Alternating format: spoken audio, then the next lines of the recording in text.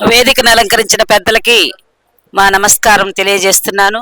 మన ఈ టీయుజేఏసీ ఏర్పడిన తర్వాత ఎన్ని కష్టాలను అనుభవించినమో మనందరికీ తెలిసిన విషయమే. అందరూ ఎన్నో విషయాలు చెప్పుకుంటూ పోయారు. కానీ ఎప్పుడైతే ప్రఫుల్ రామిరెడ్డి గారి ఆధ్వర్యంలో ఈ కార్యక్రమం ముందుకు పోతుంది, కానీ కుట్రబన్ని నానా బాధలు పెట్టి ఒంటరిగా చేసినప్పుడు మనమందరం ఏకమై యూనిటీగా ఉండి ప్రఫుల్ రామిరెడ్డి గారిని ఒక అధ్యక్ష పదవిలో ఉంచినము.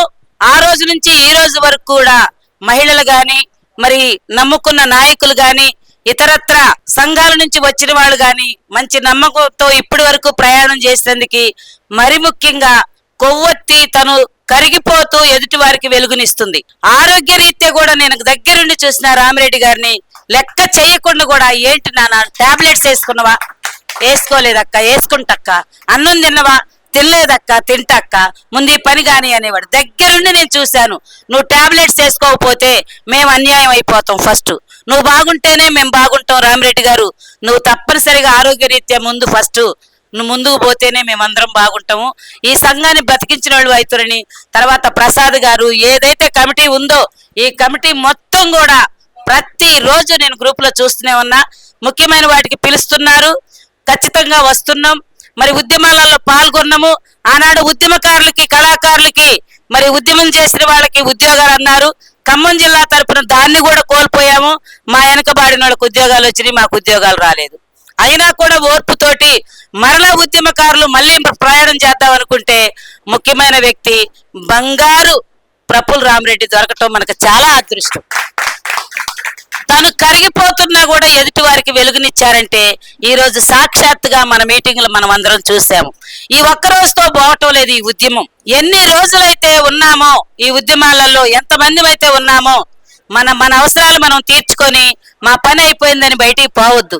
ఈ రోజు ఎట్లయితే ఒక స్ఫూర్తితో ముందుకు వచ్చామో అలాగే మనం అందరం కూడా ముందుకు తీసుకుపోదాము. మరి పార్టీ పెడతా అంటున్నారు, మరి దానికి కూడా మనమందరం సహకరిస్తే మిలియన్ మార్చి దగ్గర నుంచి ఎన్ని ఇబ్బందులు వచ్చినా, ఎన్ని మీటింగ్, రోజుకొక మీటింగ్, ఎన్ని అవమానాలు భరిస్తున్నాడో, ఎన్ని బాధలు భరిస్తున్నాడో, మన డబ్బు ఎక్కడ తెచ్చి పెడతాడో, ఏం చేస్తున్నాడో, మనమైతే ఒక్క రూపాయి కూడా ఎవరికి ఇవ్వలేదు. అయినప్పటికీ కూడా ఈ రోజు వరకు నిలదొక్కుని మరి ఈ సంఘాన్ని ముందుంచుకొని కమిటీతో మాట్లాడుకుంటూ, మనందరితో మాట్లాడుకుంటూ ఈ కార్యక్రమాన్ని ముందుకు తీసుకొచ్చిన ప్రఫుల్ రామిరెడ్డి గారికి, అధ్యక్షుడికి ప్రత్యేకమైన ధన్యవాదాలు. వారి కమిటీకి కూడా ధన్యవాదాలు. మరి సూర్యాపేటలో మీటింగ్ ని పెద్ద ఎత్తున చేద్దామనుకుంటే అందరూ ఏదో సామెత ఉంది, దేవుడి గుళ్ళో పాలు పోయటానికి అందరూ సాటింపేస్తే అందరూ పాలు పోతారని వచ్చారు. పాలు తీసుకురాలి, ఎవరు నీళ్లు తీసుకొచ్చారు. అట్లనే సూర్యాపేట కొంచెం ఇబ్బంది అయింది. అయినప్పటికీ మా జిల్లా నుంచి కళాకారుల టీములు 3 కావాలని మాకు ప్రసాద్ గారు చెప్పారు. 3 టీములు కావాలక్క అన్నారు. మేము అన్నట్టుగానే కోలాటం టీములు 3 టీములు మా సొంత ఖర్చులు పెట్టుకొని తీసుకొచ్చాము. అయినా కూడా ఇప్పుడు కూడా రేపు మిలియన్ మార్చి జరగబోయేదానికి 10వ తారీఖుకి, మరి 6వ తారీఖే ముందు రావాలక్క అని ముందే ఆర్డర్ వేశారు. ఖచ్చితంగా వస్తాను. వచ్చిన తర్వాత 10వ తారీఖు కూడా నేను ఇక్కడున్నా కూడా మా జిల్లా నుంచి మా జిల్లా అధ్యక్షుడితో నేను మాట్లాడాను ఇందాక.